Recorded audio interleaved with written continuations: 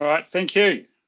Right, oh, we've got a minute to go, according to my clock. Quite sort of a chap, isn't he?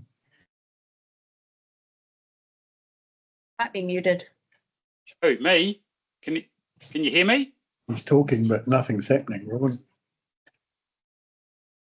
Robin and Grace, can you hear me? I can't hear you. I can hear you, Philip. Can you hear him? I can hear you. Oh, Grace they can. can hear him And Grace, online, Robin, but we and can't Robin hear can him. hear We're me. not voting. Um, Anybody any good at signing? No, this is yes and that's no. That's all I know. so I can't hear you, Philip. Yeah, apparently Robin and Grace go. Yeah. Can you guys hear me? talk. She's Can trying. Talking, we can't hear him. It's weird. So the link. They can't hear us either, I don't think. Oh, well, let's have a. Yeah. Can you hear us Right. now? Yep. Go. Okay, brilliant. Okay, this is where we. Right. So let's open this extraordinary risk and assurance committee meeting. And can I have a volunteer to lead with a karakia, please? Aiti pai manga. Rarakiti tai. Aiti Rarotonga. Rarakiti Rarotonga. Taratahi. Ano. Whānau whānau. Haere mai te toki. Ome. Reu. Tai kie. All right. Thank you very much. We've got a apology from Marty. Marty, can I have a mover to accept his apology, please? Yeah. All right. Councillor Dale. Unfortunately, Councillor Robin, you can't because you're not a member of the committee. I'll second. All those in favour, please say aye. Aye. Are there any conflicts of interest that need to be declared for this item? Bearing in mind this is just a recommendation to council. None noted. Public forum. No public forum. So the only item we've got to discuss is the draft annual report for the year ended 30th of June 24. Karen, I think you're taking us through this to begin with, and we've got welcome to Darren and Karen Young from Audit New Zealand. Thank you. Thank you, Philip. Welcome, everyone. So the draft annual report was circulated last week, and I'll take it that the paper is read. I just want to highlight a couple of things before I ask Karen and Darren to discuss the audit. A couple of things to note is that the purpose of this meeting is to review financial results and the information in the document. This is still a draft version. This is not the final version, and we have still to finish proofreading and make any further minor changes. So I would also please ask if that you see any minor changes or editorial matters to raise them with me after the meeting, because here we're just trying to focus on what are the issues around the audit and any questions on the financial results. Happy to discuss here.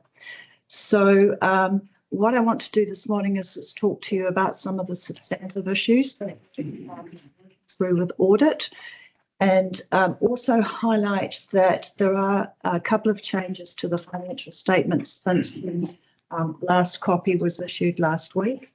The changes to the financial statements are not in the numbers, but in the footnotes regarding the investment criteria and category. If you would like, I could point out where those changes are, but they're really changes to footnotes and wording. It's not a change to information. Would you like me to just highlight those changes? Yes, please. Thanks, Karen. In the statement of financial position on page 57 of the agenda, not page 57 of the report, is that right? The 57 of the report.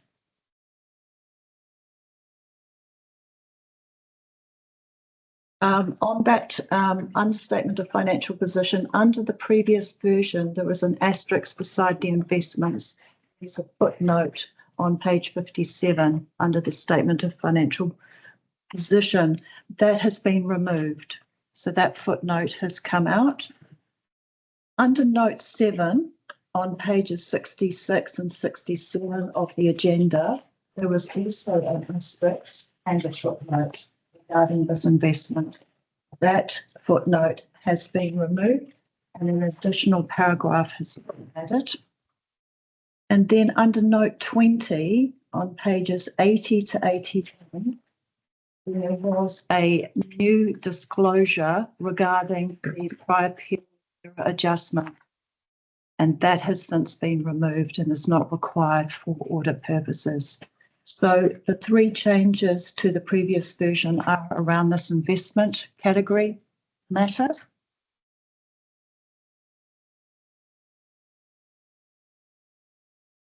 Okay. What's the basis for the change? I mean, just So in terms of the investment, and I'll cover that now. The main audit points that we have that we're working through today or this week is the investment, Yeah. and then the road business performance measure. In terms of the investment, as we all know, we've had to categorize a previous investment separately Sure. in the financial statements. And that has required us to, it's gone through audit's technical team, and we thought we would have to do more work than we did, and we thought we had to do a prior period disclosure that they determined that's not required. That's an audit matter. It's a classification. Sure. In terms of stating that investment is separated. And so the current issue that we're still managing with that investment, and Karen and Darren will talk about this in more detail, is we've satisfied the accounting standards on that investment, but we still have a valuation matter to be finalised. We'll talk about that in a minute. And then the other audit matter that Karen and Darren will talk to is the road smoothness and the potential qualification on the audit opinion for those. So essentially the document's nearly ready, pending these 2 matters and the final audit. Darren, please.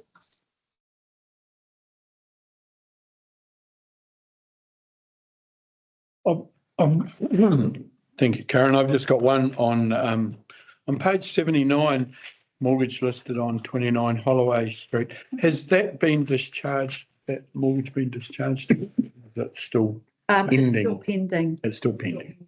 Yeah. Thank you.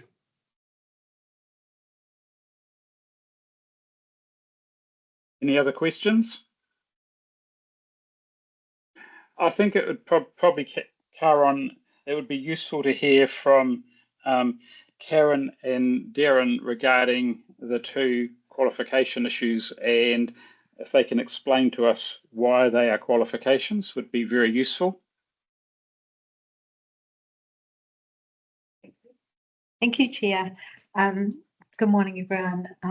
It's great to be here. Thank you for inviting Darren and I. If I go through the 2 issues that are outstanding on the audit, and we're continuing to progress them this week, then talk about the general status of the audit, aside from those 2 issues, and also the adoption of the annual report date and the providing of the audit opinion. So the 2 remaining issues on the audit, first is the valuation of the council's investment in Castle Rock, and the second one is about road roughness or smoothness. So valuation of the council's investment. So the investment is not publicly traded. So in the accounting standards, there is a valuation hierarchy. If they were publicly traded, then there is greater certainty as to what the value of the council's investment is. Because it's not publicly traded, we have to work our way through the hierarchy. So secondly, are there audited financial statements available from Castle Rock? The latest financial statements are in 2023, so they're aged. So we're unable to rely on those audited financials. Our understanding is that 2024 audit may not take place till April next year. So one of the options would be if you wanted to wait till April, then you would know what the value of your investment is after that audit has taken place. We have also explored whether there are any trading of those shares amongst the partners. We've had confirmation that there isn't any. Also, there is no register and there is no report that we can obtain to give us assurance over the value. So the reason why we're going to opinion review committee is that there is significant uncertainty as to what the value is, and the amount of the investment is material to the audit in terms of our audit materiality. So that opinion review committee is happening tomorrow afternoon. After that meeting has taken place and the opinion review committee makes its decision, we will let you know, because there may be options we have to provide you. One of the options at this stage is you could avoid a qualification by waiting till April. For the audit. For the audited financial statements of Castle Rock. So it's not for our audit. So we'll need to provide you with what our opinion would look like if you wanted us to sign scheduled for 11th of December, because we have to give you these options. Right. Because it is our opinion that we're proposing to you as councillors. You've got a choice as to whether you would accept such an opinion or wait. Sorry, through you, Mr. Chair. The council's investment process is relatively new, but we employ Ericsson Global to give us advice on our investments and our strategy and so forth. And they don't agree with what you say about the definition of those investments. So council has been taking its opinion and advice from professionals in the market. Why is audit and Ericsson why do you not agree on the way these investments are viewed by councils like us? So well, we're not in disagreement. We audit to accounting standards. So we apply those which council prepares its annual report based on. We've also got auditing standards. So auditing standards require us to obtain sufficient appropriate audit evidence, and that is what we're trying to do. So there's no disagreement as such, but there's some rules which we are working to, and it's within those rules. Through you, Mr. Chair.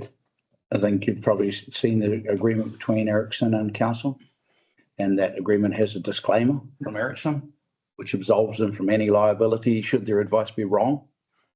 And we've all seen that. You guys noted that in the audit. Yeah.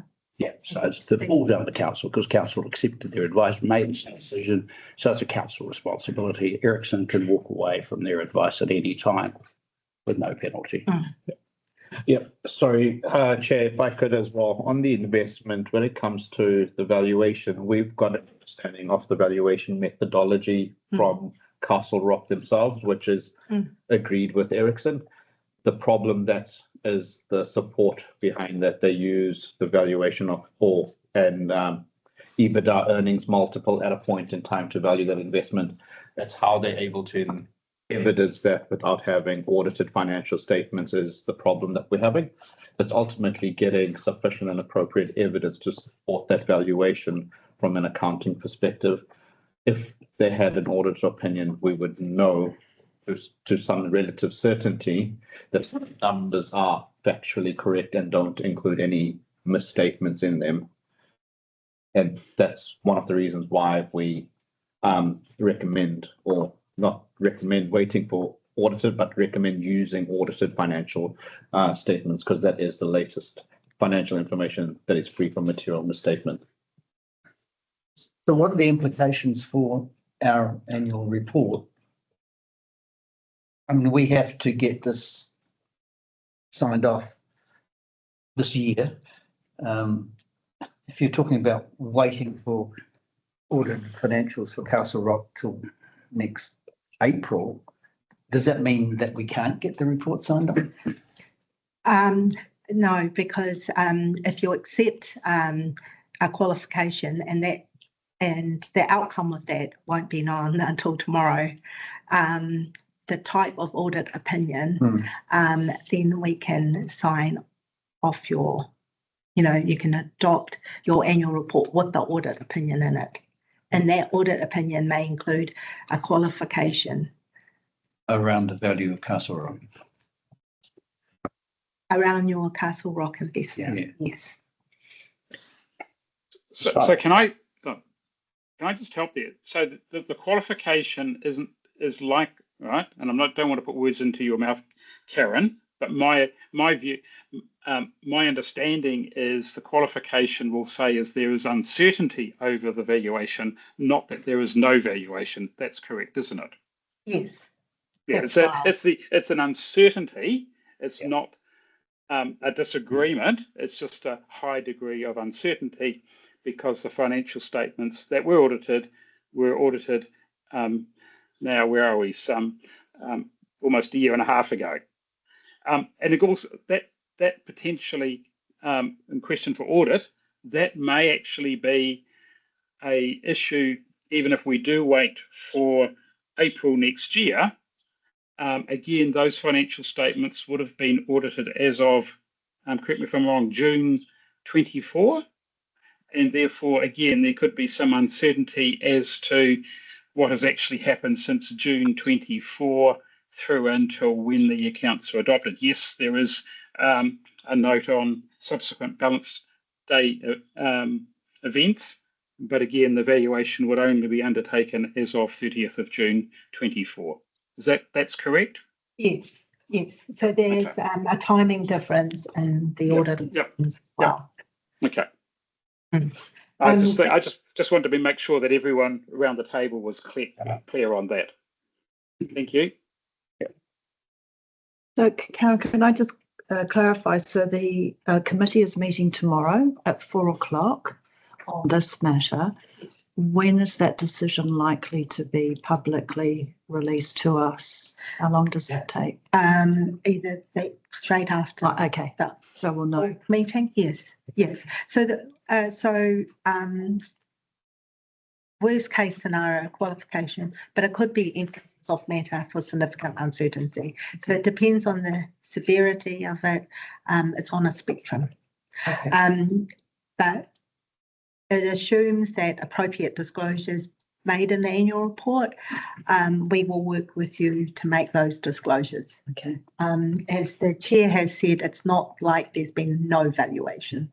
No. So you have an opportunity to put it into context. So they will determine if it's an emphasis of matter versus a qualification? Yes. Okay. And just to clarify for me, there are other councils who have investments in this sort of facility, but the reason that it's impacts us significantly is because we've got a relatively small portfolio. This is a reasonably large chunk of it, so it's material to us, whereas if we had $200 million invested, it wouldn't be. Correct. It's And material. the materiality level is around 600,000 Yeah. because this investment's 927. Give it time, it might be 900. If it's 600. No, Or 600. 600, it might be 600 for the way things are going. Yeah. Are there any further questions on the investment matter issue before us? I think from an accounting perspective, it's been dealt with correctly. It's the valuation methodology and the evidence to support that valuation that's outstanding. And we will have this problem every year. Yes. Because they won't, the audit statements of Castle Rock will never be available in time to substantiate what we've got on our accounts.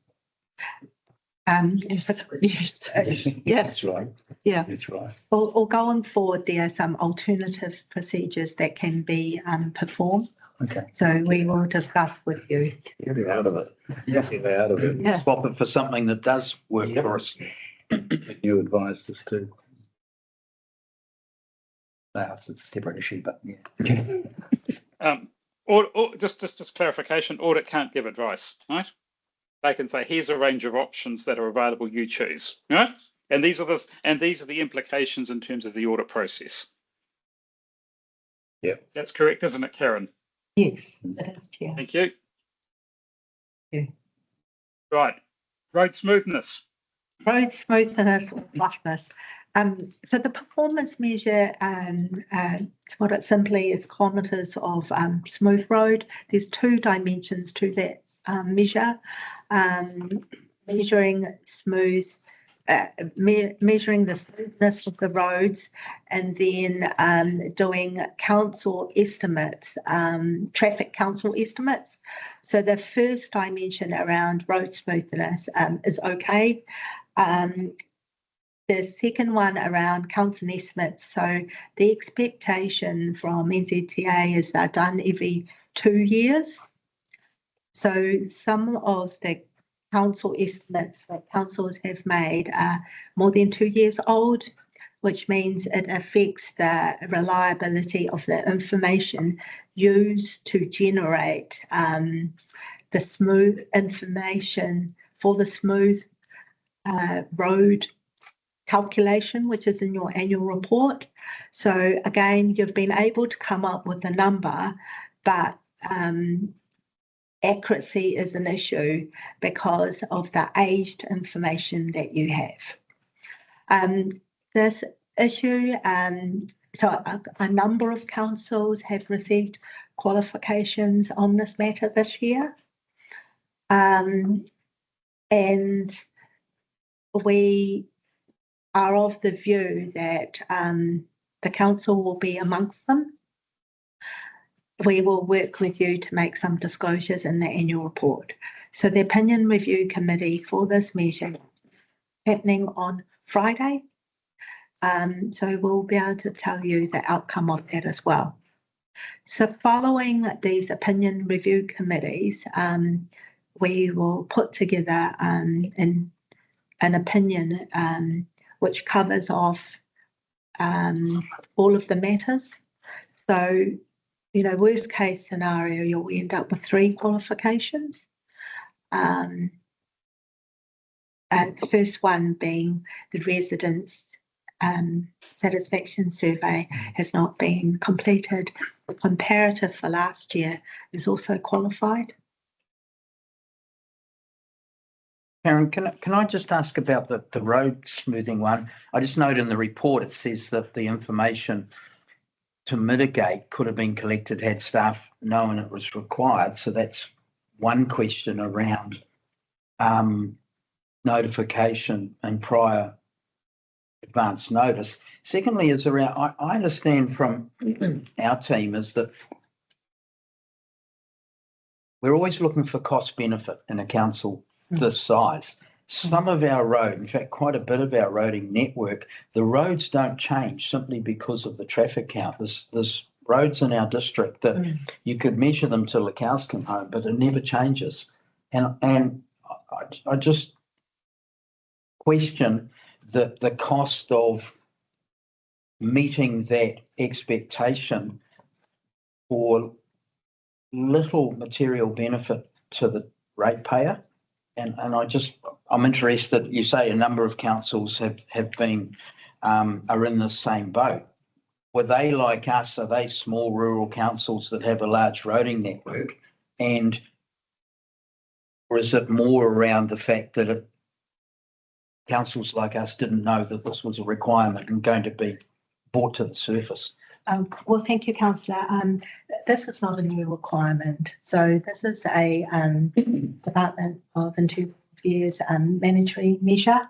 The rules are set by NZTA.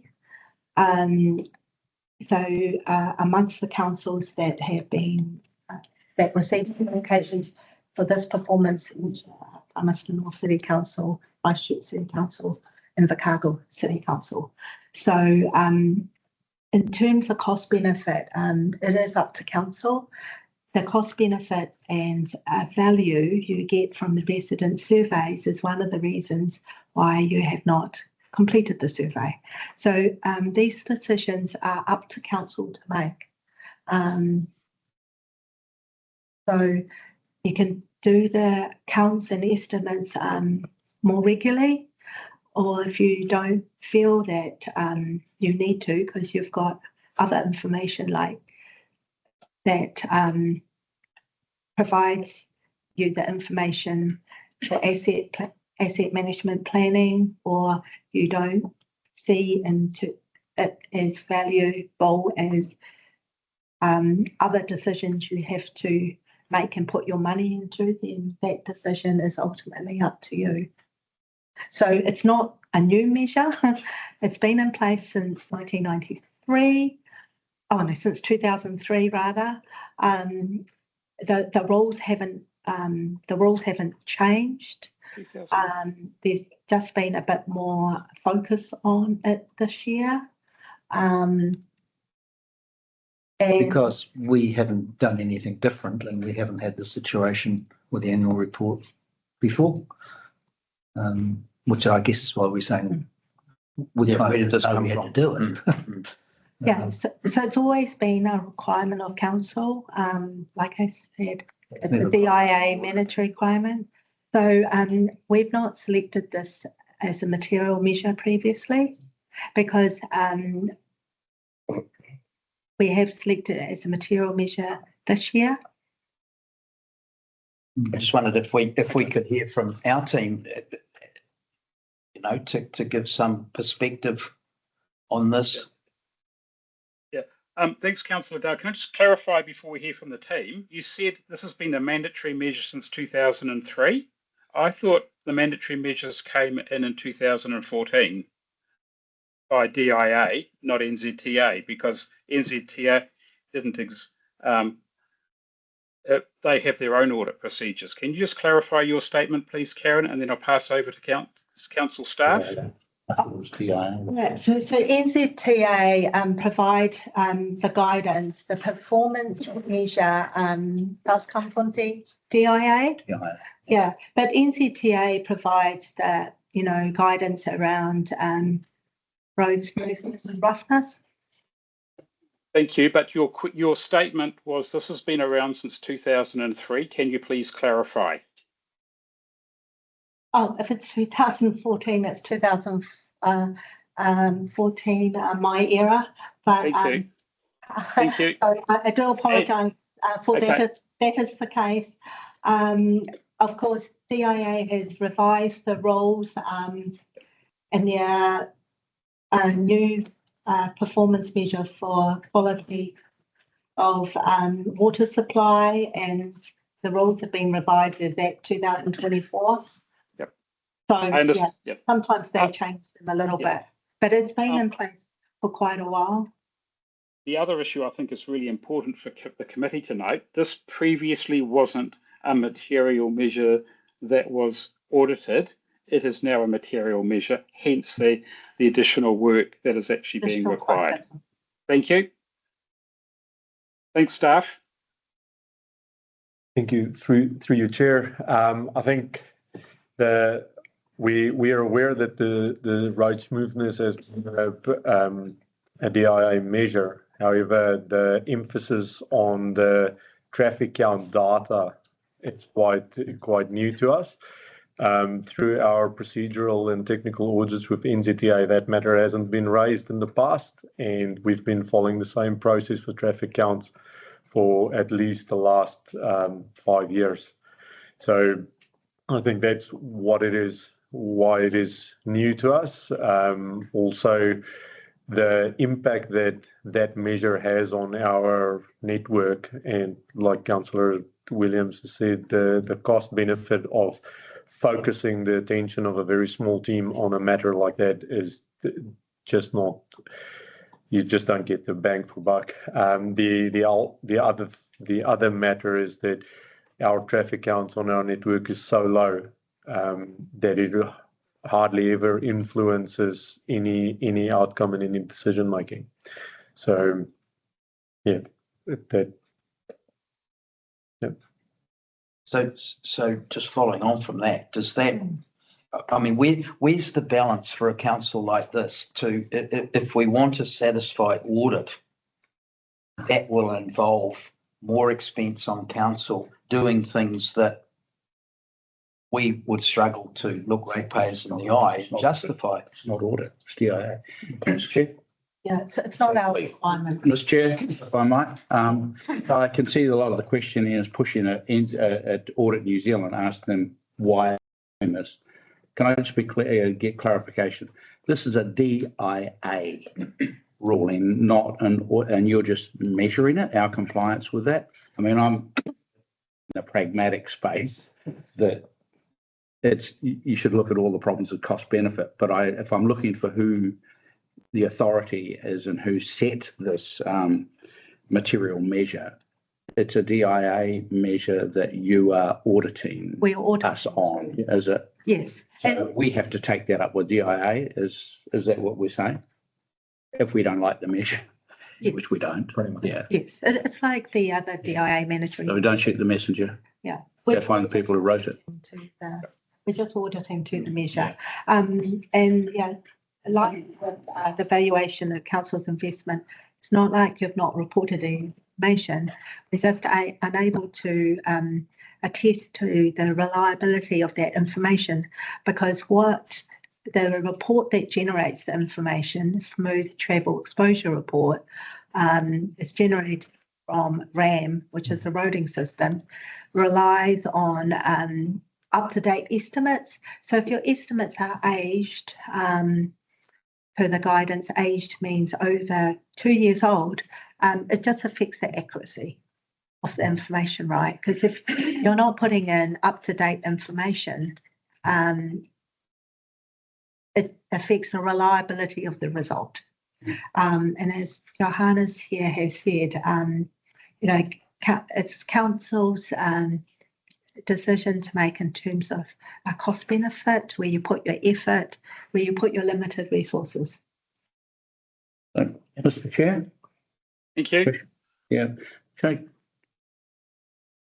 Looking at it from the perspective of Carterton,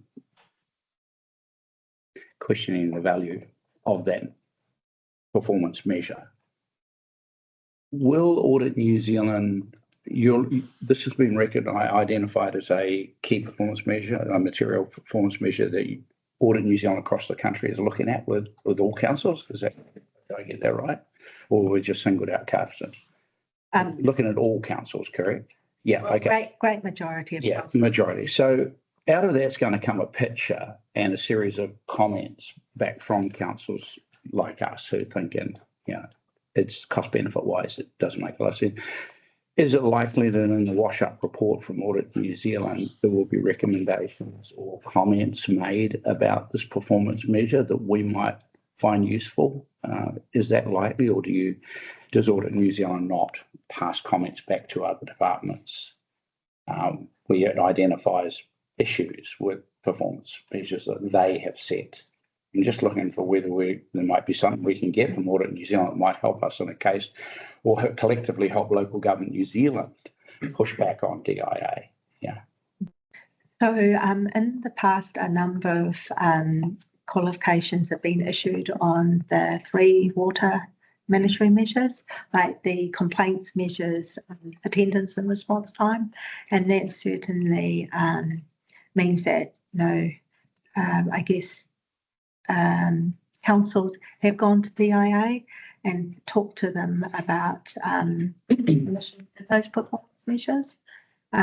One of the measure which qualified quite a lot is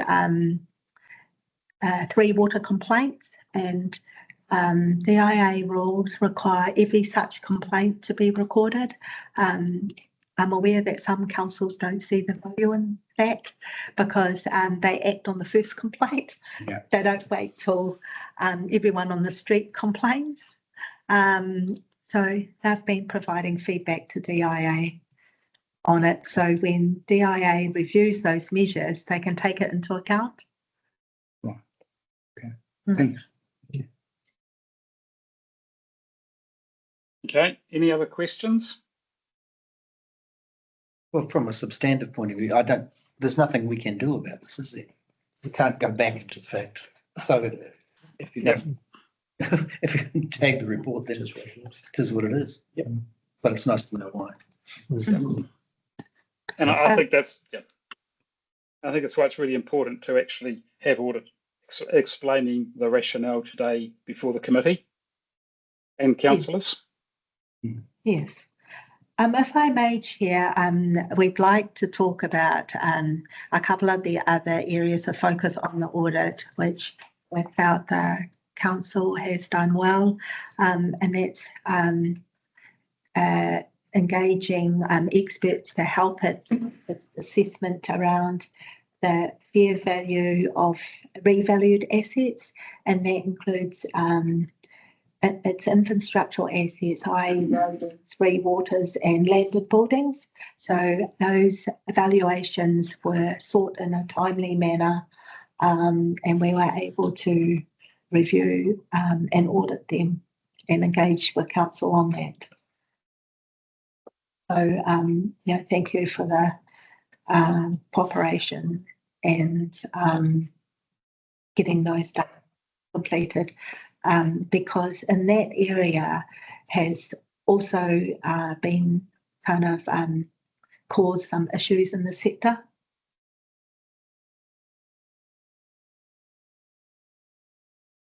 Okay, thank you, Karen, for that. Yeah, no, I just wanted to reiterate on that. I think Karen said said exactly what it comes down to. Normally, there's a lot of issues around whether the report covers sufficient information. We found that the reports that were provided to us by council's experts were actually of good quality, easily reconcilable back to underlying records, which is generally a sector issue considering the nature of the assets. So there was a good win as well. Definitely. And it always comes down to your terms of reference to the value as well, i.e. the construction issue. So council engaged with us early on those. Can I speak? Yeah, thank you. I've got a couple of concerns in it, and it probably goes right back to the pre-audit meetings that you Audit New Zealand have with our staff prior to the audit being even started, and obviously it's been thought about then.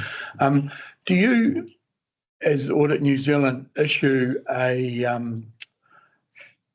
resume of things you're going to focus on for the year?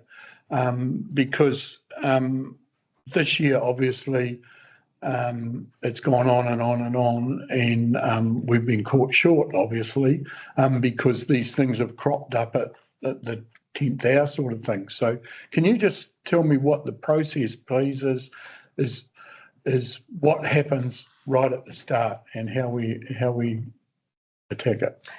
So we do engage with management and council about the areas of focus for the audit. We also ask the council if there are any areas they would like us to look into. So everything that we've talked about today, bar the Castle Rock investment, because we weren't aware of the fact that it had been accounted for incorrectly, were covered in our audit plan. So in our audit plan, we actually had more than what I've talked about in terms of fair value assessment. We also, for example, advised council to get an independent assessor for the quality of the water performance measure, and it had done that. So, yeah, that I don't think these are any surprises to the council. The audit, the preparation of the financial statements was delayed due to this Castle Rock investment. We advised council once we became aware of it through a confirmation, a third-party confirmation, which is part of our usual process, and advised management to get some accounting advice on it, and for that accounting advice to not only cover how to treat the investment, but how to disclose it in the annual report as well. So obviously engaging a expert advisor to do that takes time. And then once that report was available to management had to go through it because they had to own the advice provided to them. So it was a necessary process to have to go through. Yep. Yeah. Some of these things are, as we've heard today, quite complex and technical. Okay, thanks for that. Yeah. Councillor Robin's got her hand up. Thanks, Councillor. Thank you, Chair. Good morning. I've just a question. Have you actually provided us with a date that Audit New Zealand will be delivering the audit opinion? And if so, what is it? Tomorrow, 4 o'clock. Thank you, Councillor. So, one part of that. So, one part was provided already around. We've sought President approval to issue a qualification for the resident satisfaction measure, which you have not undertaken. The second potential issue that has an impact on the audit opinion will be known by the end of the day tomorrow, after our opinion review committee, and the one on road smoothness on Friday.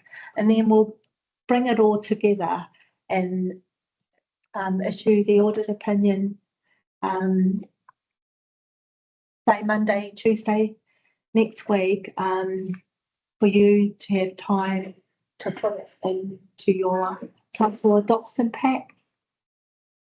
But So you're confident that we will have the audit opinion before our council meeting next Wednesday for adoption, and with us having sufficient time to be able to read and digest that information? yes. So okay. Thank you. That's all. Thank you. Yeah. There are not actually many things remaining on the audit. We're going to sit down with Karen and the team, but it's really in terms of, as Karen said, grammar, some last minute. We need to have a conversation about subsequent events, which is one of our last procedures. For example, I'll be asking her on any change with risk pool to contingent. You've got that as unquantified contingent liability. Is that still the case? Has there been any new information from the sector? So we'll have that conversation this afternoon. We'll also be asking our usual question about fraud, whether or not there are any frauds because that potentially affects the numbers and the performance results. So that question hasn't been asked yet about fraud. We've asked it previously. This is part of our completion procedures. So you're talking about since the end of June? Yeah. Yeah, So since we last, so we asked that question during the year because it may affect earlier in the year systems processes. we're required to ask these questions right up until the day we sign the opinion. So these questions will come on probably on the day or the day before we issue our opinion to you guys.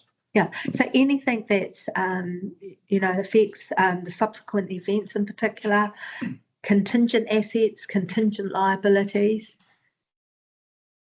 Just, Mr. Chair, and maybe it's a question for next Wednesday or even just a heads up. Implications or consequences of a qualified audit report in 3 areas is like, what do we need to consider in terms of implication or consequences for a council like this? I think you'd need to consider in terms of going forward whether you address the issues that given revised qualifications. Anything to add, Mr. Chair? No, basically, while it's disappointing that we're going to have some qualifications, we're not quite sure whether the degree, whether it's going to be an emphasis or matter of full qualification on all 3 points. These days, unfortunately, getting a clean audit opinion is a pretty high bar, particularly for most small local authorities. The issue is, what's the consequence? The financial statements, the auditor actually will be saying, except for the valuation of Castle Rock, a true and fair, or a fairly reflected is the appropriate word. So that actually is not a major.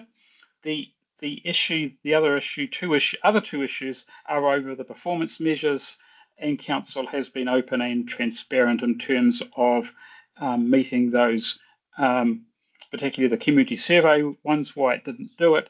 The road roughness one, that's a DIA measure, and the DIA people would be the only probably people who would be looking at it. As I said, NZTA have their own audit processes, so if they've got any concerns, they'd be addressing that through their own audit procedures relating to funding.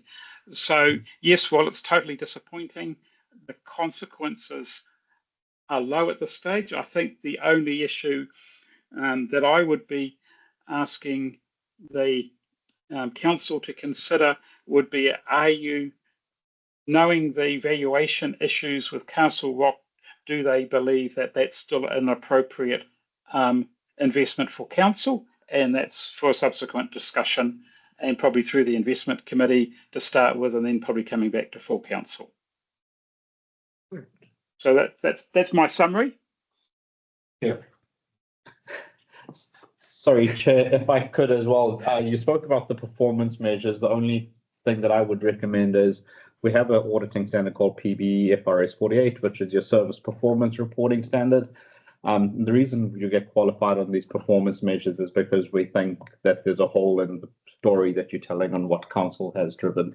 So if you continue with these qualifications, it's how you tell the story that while you got qualified, you were still able to deliver services and being open and transparent about what you are still doing as a council, because that is an important bit on your performance story, which is non-financial and generally relates to your performance framework and your performance measures or suite of measures that you have. Is just considering if you don't make any changes and these qualifications remain, just considering whether you are still telling an appropriate story about what you're delivering in those areas. Yeah, Mr. Chair. Thanks, Mayor Ron. Yeah, look, and I sort of, that's where my head is, that it's more important as to how we tell our story of the qualifications that are given by Audit New Zealand. They've got a job to do. They do their job. We have an explanation to give to public. We'll do that. It may require Stephen and I to relook at our statements at the front of the report and maybe front foot some of those questions, because I personally am of the view that the road smoothness measures are something that we should be flagging back to the DIA as a cost benefit disadvantage to small councils, and you're requesting, and even if we only request them and even if they ignore us, at least we can demonstrate to our ratepayers that we're addressing these qualifications that have been raised, and I think that's the only thing we can do. Shouldn't get too hung up on it. Thank you. Any other questions or comments? Right, so if we go to the recommendation way back at the beginning of the report. Philip, Oh, Sorry. sorry. Can I just clarify, do we have to note for the meeting that we are still waiting on the opinion review committee to consider these 2 points, and that we will have the last committee meeting is on Friday at 3 o'clock, and that the audit opinion is due by next Monday and Tuesday? Do we have to make sure that's documented and noted? That's why I was going back to the recommendation, Sorry. Aaron. So if you want to modify the recommendation, absolutely. Lead away. Points? So the question I have, the purposes of the meeting on Friday at 3 o'clock is just to consider the opinion. Is that correct? For the road smoothness performance meeting, yes. Yeah. But if we go to the recommendation, right? The recommendation is noting there are still subject to Audit New Zealand's review and final changes, including those noted in the report. So basically, this committee is recommending the endorsement of the draft annual report to council, and noting that there's further work to be done in those 2 areas of the audit opinion on Castle Rock and the road smoothness wording of the qualification. In my opinion, subject to anyone else around the table might have a slightly different one. I think they are included within noting it's still subject to Audit New Zealand review, and I think that's probably appropriate. But interested to hear from anyone else around the table. Yep, Mr. Chair. Yep. Yep. Thanks, Mayor Ron. And just a bit of advice, and I'm looking back to the CE as well, whether or not we should specifically state, we need to state that subject to the Mayor and CE signing off and changes as they deem necessary between now and then, Yep. because we may, based on these qualifications, we may seek to, well, I'm definitely thinking of changing my statement in front of the report to cover some qualifications. Yeah. If I can be cheeky, Mayor Ron, Yep. I wasn't going to suggest that the committee actually endorse your report. That's up to council, right? Yeah, I think we're actually receiving the, and it's probably not explicit, but that mayors and chief executives forward to the annual report is completely your prerogative, and you've got every right to change that right up to the adoption date. Thank you. Thank you.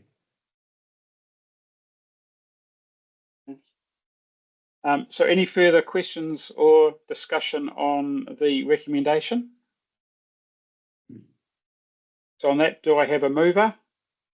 Yes. Thank you, Mayor Ron. Do I have a seconder? I'll second it. Thank you. All those in favour, please say aye. Aye. Aye. Carried. No. Is there any further business? No further business. Councillor Dale, would you like to lead the closing karakia, please? Kia whakaari, E tapu kia watia, ai te ara. Kia, Te whiki whakatā. kia. Riki whakataha. Haumia. Ora. Kia ora, thank you, everyone. Just a quick question outside of the meeting.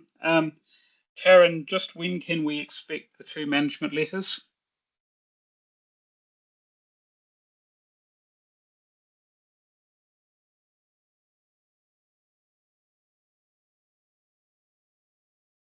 Did you hear me, Karen Young? You're on mute. Robin, you've muted them.